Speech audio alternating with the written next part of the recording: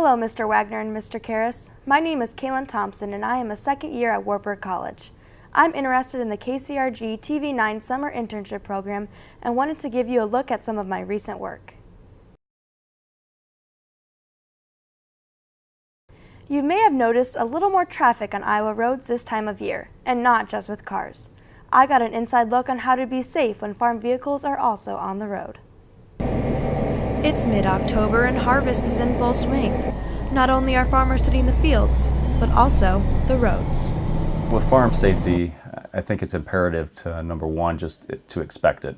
We're certainly living in a rural community, and you're going to run across, whether it's going to be a combine or whether it's going to be a tractor pulling multiple grain carts to the mill, you're going to run across it, especially this time of year.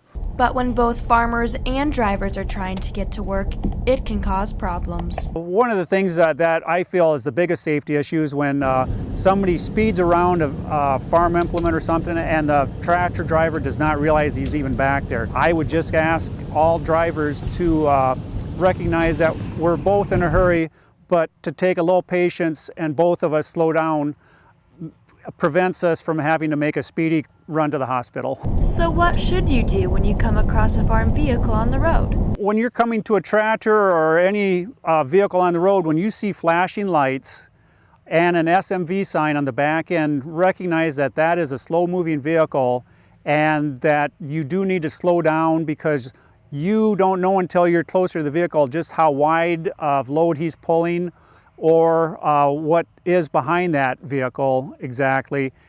According to the Iowa Department of Transportation statistics, between 2004 and 2013, there were 1,947 crashes involving farm equipment and vehicles.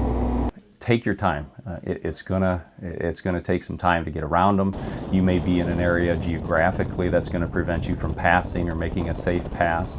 So expect a little bit of a delay with the farm equipment. Well, I just ask them to appreciate the farmer's ability, lack of ability to be on the road, and he will do all he can do to accommodate oncoming traffic. And by them slowing down and recognizing that it is an oversized vehicle, as a farmer, we appreciate that. Reporting for Cedar Valley Today, I'm Calyn Thompson. In an emergency, you rarely think about the vehicle coming to your rescue. I took an inside look at what goes into making an ambulance.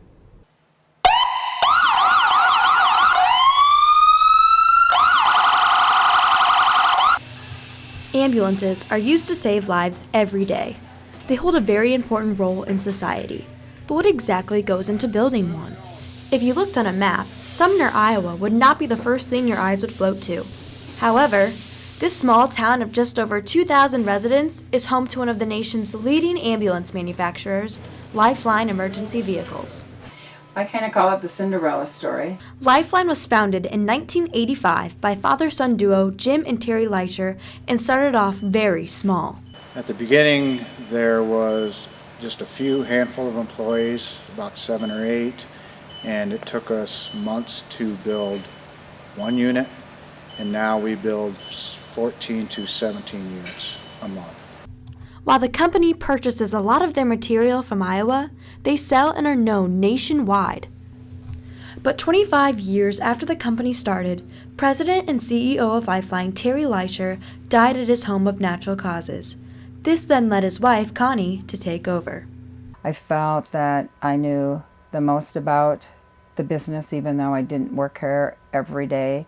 I was the blood, sweat, and tears in the beginning when he didn't get paychecks. So I knew I wanted it to stay here. You know, had a feel for the community and all these employees, and I wanted to be successful. And successful, it stayed. Everything is custom. We're high-end and very, very custom, so you can pretty much have your ambulance your way.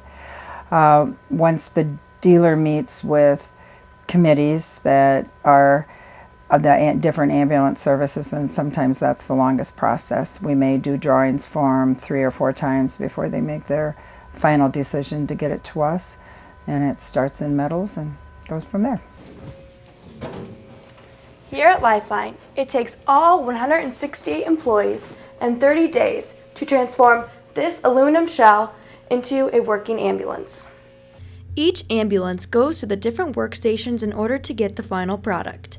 Some of these stations include a flooring, interior, and paint. And I'm not biased when I say this because our customers tell it to us all the time, but our product, our ambulance, is the best built and has the best quality put into it by our workforce. With Connie's strong background in the EMS department, it's no surprise she has not missed a beat after taking over, both with the manufacturing of ambulances and satisfaction of employees. It's kind of full circle, actually. That's Terry kind of felt about it with building the ambulance. He would say he built them and I taught people how to work out of them. EMS gets in your blood, and when you're in EMS, it's just there. And for Connie, it stays. Reporting for Cedar Valley Today, I'm Calyn Thompson. Colleges and universities nationwide are changing the social media world with anonymous social networks and confession pages. Some may wonder, how do these pages remain anonymous? The answer is simple.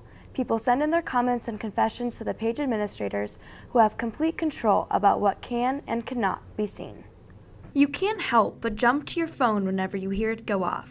A mentioned tweet on Twitter, a liked picture on Instagram, or even a snapped back reply on Snapchat. People crave the feeling of being wanted, being noticed, and being replied to. But why do they turn to something so impersonal as social networks to satisfy those needs and desires? If you're checking how many likes you have to a posting or to a picture that you've put on, and if that's, I think people automatically, that helps them to feel good. But what happens when one of the notifications you received wasn't another like or a new follower? What if it was an anonymous post about you? Anonymous social networks, such as Yik Yak and confession pages on Twitter and Facebook, have been buzzing around small private colleges and large state universities alike. Wartburg College is no stranger to this trend. Night Snaps on Facebook has 1,072 people who have liked the page. Wartburg Confessions on Twitter had over 750 followers before the account was deactivated earlier this week. People hide behind anonymity, and so that's an easy thing to do. And I don't know that people, if their identity were revealed, would they say those things? No, which I think is not fair. Newsom says social networks are like highlight reels. People only post what they want other people to see. But unfortunately, people don't get to choose what goes on these anonymous pages. You don't have any control over these kinds of sites, what people put out there, especially if it's about you. When it comes to control, some students are finding that moments considered private could easily become public. One person's biggest secret or embarrassing night out is another person's guilty pleasure or entertainment. But the biggest thing is to remember that, what you're sending out there, even though it feels impersonal, when you're doing it, because it's going to another device or out in cyberspace, but it's about a person.